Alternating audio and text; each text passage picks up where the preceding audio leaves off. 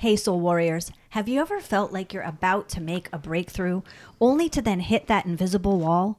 Or you've had the big breakthrough and you literally can't believe how dreamy your life is only to have it all start falling apart? Well, you are not alone. What if we told you that the villain is not the universe betraying you? You're the culprit running around, unconsciously setting fires to bring yourself back down to a more safe level of success and happiness. But now that you know it, you can transcend it. So let's get into these quantum leap challenges and propel ourselves into the limitless possibilities. Because here at Soul Intentions, we believe in gifting ourselves freedom from the struggle to shine brighter than we ever have before. Are you ready for your next wave of expansion? I've hit this problem so many times. It feels like the universe is, I'm going through like a big initiation, or the universe is hazing me. Like I really want to get into this sorority, and I have to go through all these trials and tribulations, and just to break me down, to break me open. It's just like, oh, why? I like the universe is hazing me. It's just how it feels. Anybody else, please, yes, in the comments if you can Right? feel me right now, because this is a big one. So this can feel like frustration. It can feel like I'm almost there. Why? Like you get into the whole why of it. Why is it not happening? I'm doing all the things, or you start getting depressed. Like maybe I'm doing it wrong. Or maybe I should just quit. It's not happening.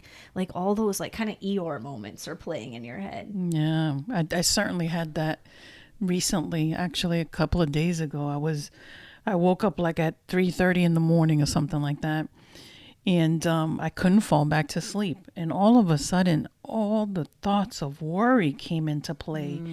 Oh my goodness, finances, my parents, my imposed responsibilities. Self-imposed responsibilities. Exactly. So it was just like it was nonstop. I literally I got up, I tried to do some meditation, that wasn't working. I mean, I had so many different things. I mean, I had to let it flow. I think that when I gave myself permission to let it flow through me, it started to ease up as the day progressed. And I really got to sit with how or why I was feeling that way, and really get to the core issue of why I was so damn worried. It's crazy. And as we started to chip away at all of that, actually, by the end of it, I mean, it took several hours because, the emotion was super up. The stress was super up. That wall was like literally we're hitting it over and over again. Trying to break it down to get through to the other side. And then, surrendering, backing up, trying to do all the things. But that information that came through to you that brought all those topics was because something needed to happen, some action needed to happen. And by the end of the day, we found something that we didn't even know was there, and it kind of resolved most of the problems. Yeah. We had a clear plan of action.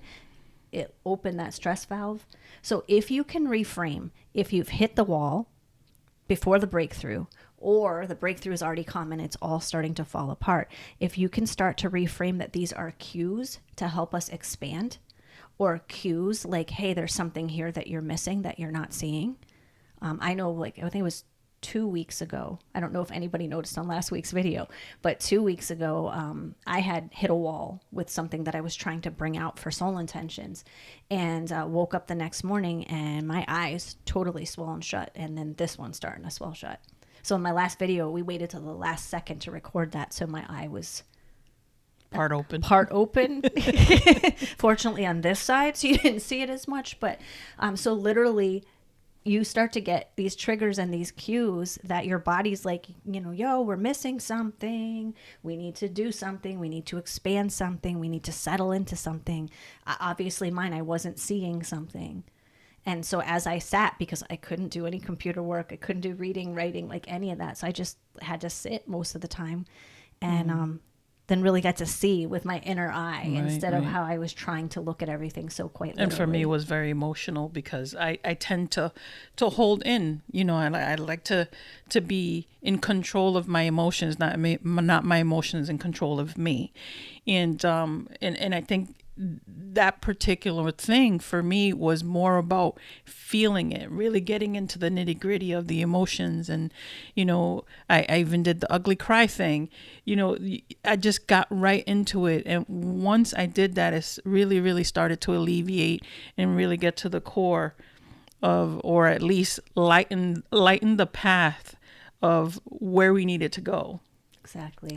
Because it really did. Once I got there, the answers were there. And it was really, really cool to experience. At the moment, I was just like, oh man, not this shit again. Yep.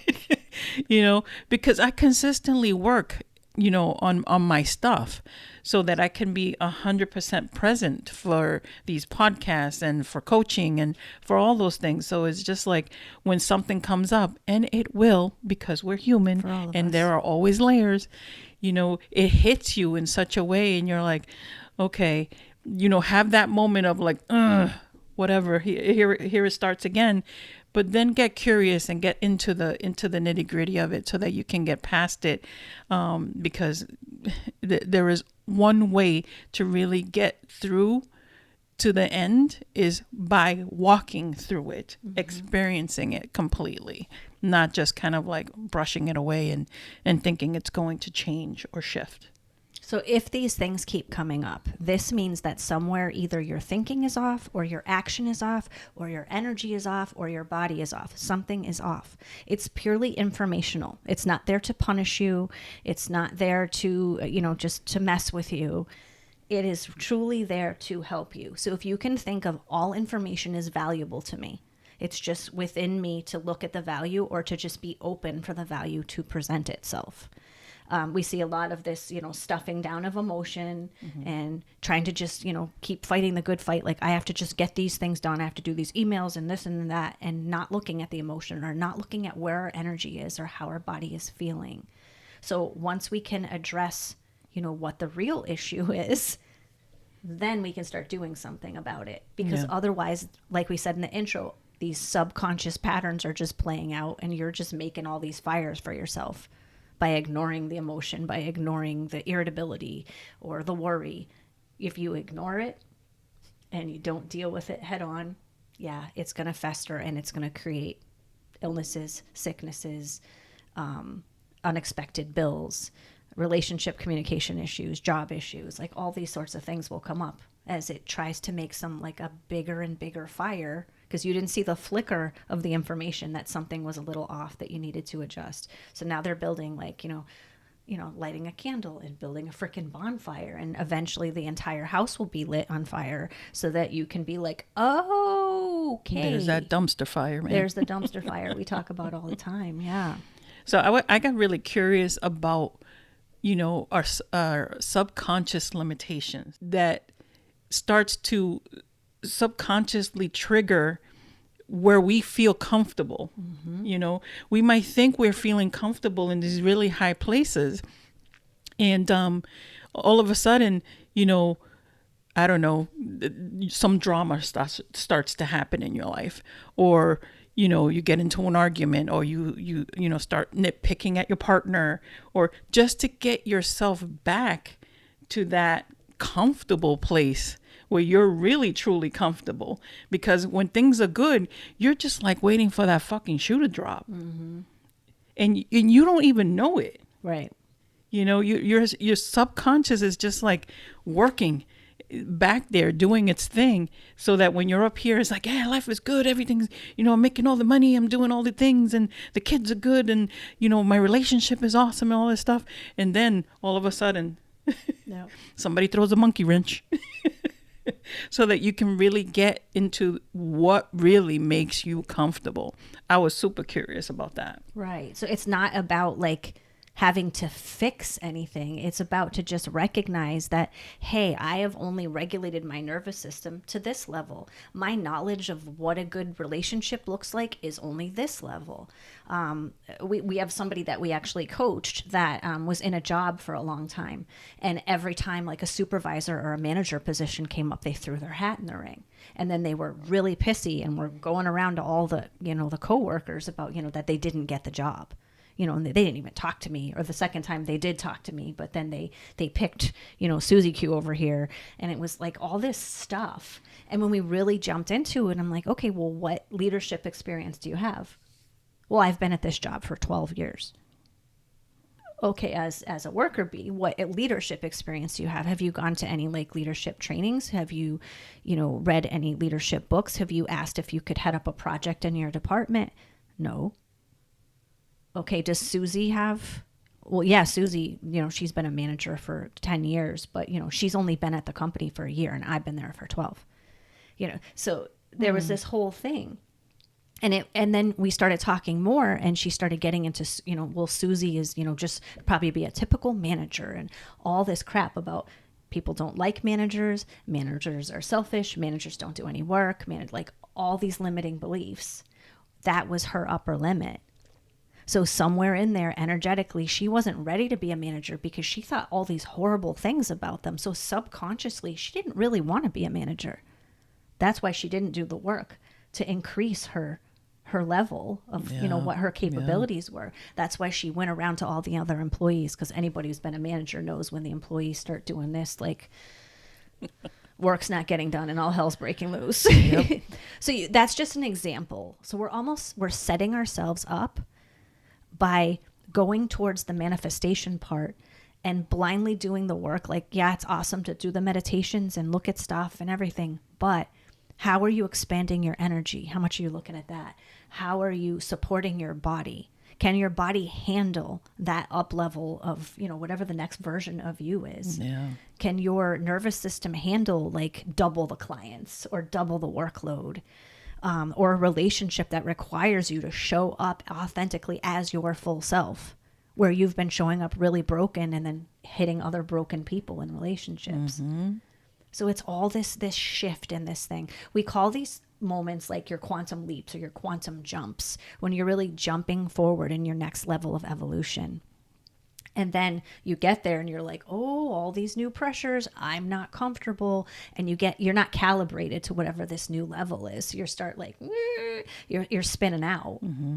And then, you drop yourself back down to safety. They teach this in Kundalini Yoga. I actually wrote this. A teacher had written this about Kundalini Yoga. In the training, they explained that it's easier to manifest than to hold on to something. Because so much focus is put on the manifesting part and not enough focus is put on developing the nervous system capacity to truly sustain what you bring in. So you might be showing up, you might be doing all the work, but if you haven't looked at the expansion of your being, your nervous system, your body, and your energy systems, you're not going to be able to hold on to it. Right. It's so interesting how pronounced regulating your nervous system has become. Mm-hmm. It's been a huge miss for all of us, I think, for a very long time. And it's now just starting to surface, or it's been there and we're actually now looking at it. Yeah. That it's so important to really balance your nervous system. Because that was another thing that I did.